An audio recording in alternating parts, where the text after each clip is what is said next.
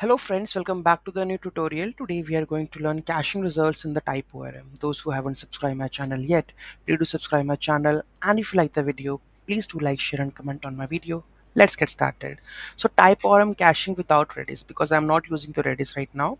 I'm using some of the inbuilt caching that provided by the TypeORM. Okay, using the in-memory caching. TypeORM provides a simple in-memory caching option that doesn't require an external cache provider. In-memory caching is useful for development, testing, or when you don't want to rely on the external system like Redis for the caching.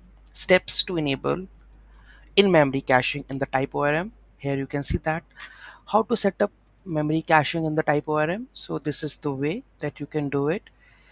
Here you can see. Okay, so here whenever you declaring the app data source, here you can mention the cache type, memory, and the duration. Cache duration should be in the milliseconds. That should be the optional.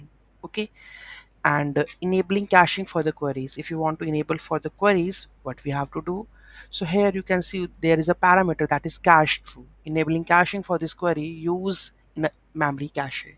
Okay, then log that one.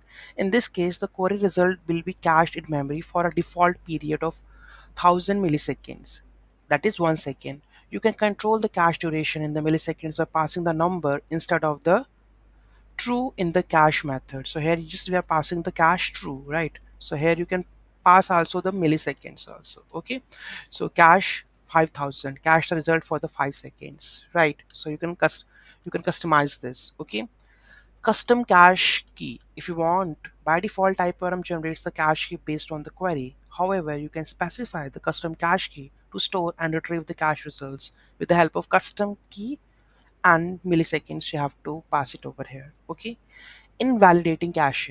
If you want to invalidate the cache after certain operations like insert or update, TypeORM does not automatically invalidate the cache, but you can manually clear the cache using the clear cache method. So what is that method? If you want to update a user's information and want to clear the cache for the query, you can use the clear cache method. So how you can use it? So this is the method. So this is update a user information, right? Clear the cache for the specific query or the entity. So await user repository, clear cache. This clears the cache for all the queries related to the user. Or clear the cache for the specific custom cache key. So user repository, clear cache, custom cache key. Okay. So another one, full in-memory cache workflow. Here is we put all together into a complete example. So here we have the full-fledged. So in-memory caching, cache duration in the milliseconds, right?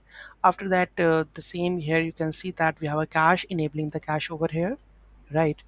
And that's it. Okay, so in-memory caching by default, TypeORM will use in-memory caching if no external caching provider like Redis is set up. You can configure this by setting up the memory in the cache configuration for your data source.